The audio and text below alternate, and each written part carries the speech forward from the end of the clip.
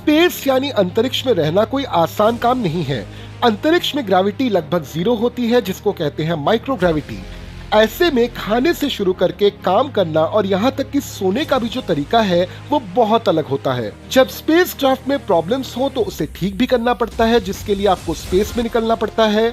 इसे कहते हैं स्पेस वॉक। स्पेस वॉक के दौरान टेम्परेचर -270 डिग्री सेल्सियस से 120 डिग्री सेल्सियस तक हो सकता है। इसके साथ स्पेस में एक समय सीमा से ज्यादा रहने पर हड्डियां और मांसपेशियां कमजोर बन जाती हैं, ब्लड प्रेशर बदल जाता है, आंखों की रोशनी कम हो जाती है और साथ में मेंटल प्रेशर काफी ज्यादा बढ़ जाता है। इस तरह के अद्भुत परिस्थितियों में रहकर 9 महीने से ज्यादा समय अंतरिक्ष में बिताने के बाद भारतीय मूल की सुनीता विलियम्स आज यानी 19 मार्च 2025 को धरती पर लौट आई हैं। तो चलिए उनके इस शानदार सफर को करीब से जानते हैं।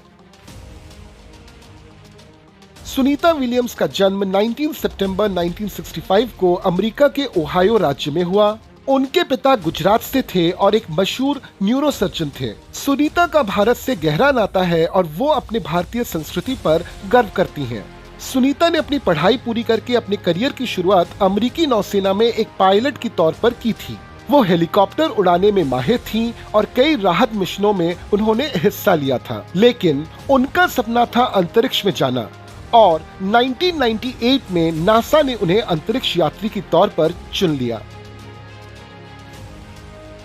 सुनीता विलियम्स ने अपनी पहली अंतरिक्ष यात्रा 2006 में शुरू की, जब वे स्पेस शटल डिस्कवरी से इंटरनेशनल स्पेस स्टेशन गईं। इस दौरान उन्होंने 195 दिन स्पेस में बिताए और 4 स्पेस वॉक किए, जो उस समय किसी भी महिला के लिए एक रिकॉर्ड था। 2012 में उनकी दूसरी यात्रा शुरू हुई। इस बार वे एक्सपीडिशन 32 की पायलट इंजीनियर और एक्सपीडिशन 33 की कमांडर बनी। यहाँ उन्होंने 3 और स्पेस वॉक किए और कुल 50 घंटे से ज्यादा समय अंतरिक्ष में बिताया।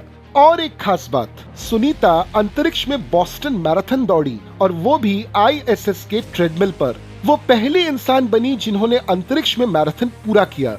उनकी तीसरी यात्रा 2024 में शुरू हुई, जब वो बोइंग स्टारलाइनर के पहले क्रू की मिशन की पायलट बनी।